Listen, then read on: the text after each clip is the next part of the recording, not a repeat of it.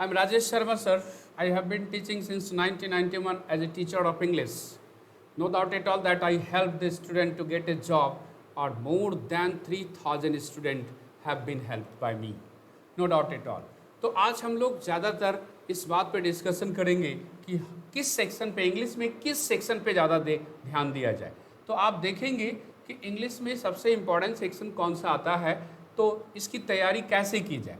तो आप पुनः देखेंगे कि 60% जो क्वेश्चंस होता है परीक्षा का वो आपके वर्ड से होते हैं। इसके बाद 30% क्वेश्चन लैंग्वेज से होते हैं और 10% क्वेश्चन मात्र ग्रामर से होते हैं।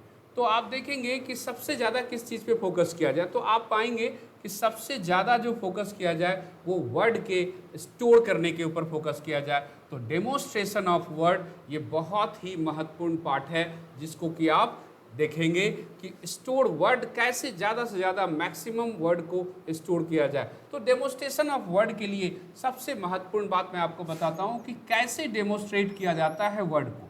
तो वर्ड को डेमोन्स्ट्रेट करने का बहुत बेहतर तरीका मैंने इन्वेंट किया है, मैंने खुद इसको लाया है। तो आप देखेंगे जैसे मैंने एक वर्ड लिया लैकलस्टर, तो लैकलस्टर जो हमने वर्ड लिया ये बहुत याद करने में मुश्किल होगी, लोग रटना चाहते हैं लेकिन रटना नहीं है। यहाँ पे एकदम सिंपल तरीका है जिसपे कि आप इसको फोकस कर सकते हैं। जैसे मैंने एक लैक बांट दिया, एक लस्ट बांट दिया और एक लस्टर को मैंने देख लिया। ये 3 भाग में वर्ड बट गए। और आप देखेंगे लैक मतलब कमी होता है, लस्ट मतलब बैड लव होता है और लस्टर का मतलब लाइट होता है। तो आप पूरे को मिलाएंगे तो बैड लाइट होगा, अर्थात इसका अर्थ धुंधला होगा। इस तरह से 500 वर्डों का, 1000 वर्डों का मैं डेमोन्स्ट्रेशन करूंगा, जिससे आपका वर्ड बेहतर हो जाएगा और तुरंत याद भी हो जाएगा। इसके बाद दूसरे सेंस में हम लोग आते हैं, तो आप देखेंगे कि दूसरा कौन से पार्ट है जो कि आप हमको ध्यान में रखना चाहिए। तो दूसरा है एप्लीकेशन ऑफ वर्ड।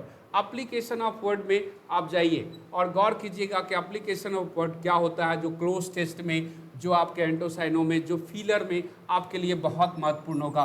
तो एप्लीकेशन ऑफ वर्ड में आप एकदम सिंपल वर्ड लीजिए। जैसे मैंने लिया इन स्पाइट ऑफ, फिर मैंने लिया डिस्पाइट, फिर मैंने लिया बिकॉज ऑफ। अब देखेंगे इन तीनों वर्डों का अर्थ लगभग सेम है, लेकिन इन स्पाइट का प्रयोग तब किया जाता है जब पूर्णतः नेगेटिव हो, पर जब पूर्णतः किसी चीज़ को नेगेटिव रूप से दर्शाया जाए। डिस्पाइट का प्रयोग तब किया जाए जब थोड़ा नेगेटिव हो, मतलब थोड़ा पॉजिटिव और थोड़ा नेगेटिव। और बिकॉज ऑफ का प्रयोग तब किया जाता है जब पूर्णतः पॉजिटिव हो।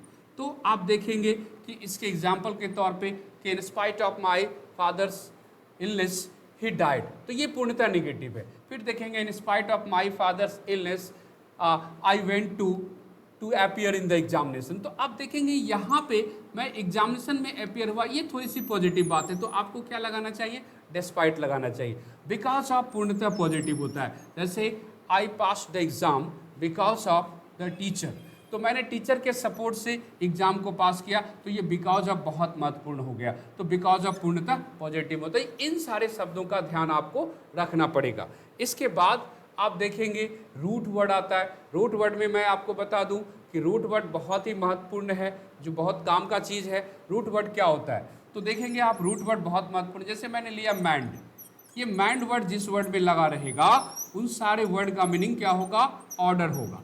तो आप देखेंगे कि ऑर्डर होगा, जैसे मैंडेटरी, रिमैंड, ये सारे वर्ड।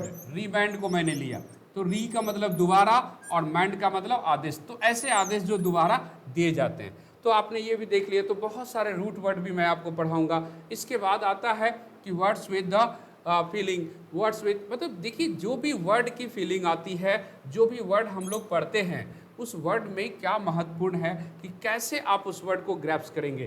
तो आप देखेंगे कि चौथा वर्ड जो आया वो कौन सा वर्ड आया, तो word with the sense, with the situation, और ऐसे वर्ड को भी हम लोग आपको पढ़ाएंगे। इसके बाद का जो वर्ड आता है वो बाइलिंगुअल वर्ड है। ये बाइलिंगुअल वर्ड बहुत महत्वपूर्ण है। जैसे मैंने कई बार देखा है कि लोगों को वर्ड रटते हैं, उससे याद नहीं होती है। तो बाइलिंगुअल वर्ड आपको क्या करेंगे तुरंत से, जैसे मैं बहुत सारा कहानी लिखाता हूँ कि या कोई सॉन्ग भी हो गया या कोई गीत भी हो गया, इस बाइलिंगुअल वर्ड को मैं आपको एक तरह से इस तरह से रटा दूंगा कि आप बोलते बोलते सीख जाएंगे कि बाइलिंगुअल वर्ड इस तरह का वर्ड होता है, तो कहीं ना कहीं इसका सेंस आपको आ जाएगा। जैसे मैं थोड़ी सी एग्जांपल भी देना चाहता हूँ आपको कि कैसे बाइलिंगुअल, जैसे हम तेरे शहर में आए हैं नोवाइस की तरह, तो ये जो नोवाइस वर्ड मैंने लिखा, ये नोवाइस क्या है? नोवाइस का मतलब क्या होता है? अजनबी। तो अब यहाँ पे मैंने एक सॉन्ग को पुट कर दिया नोवाइस के साथ, और मैं याद रख लिया कि नोवाइस मतलब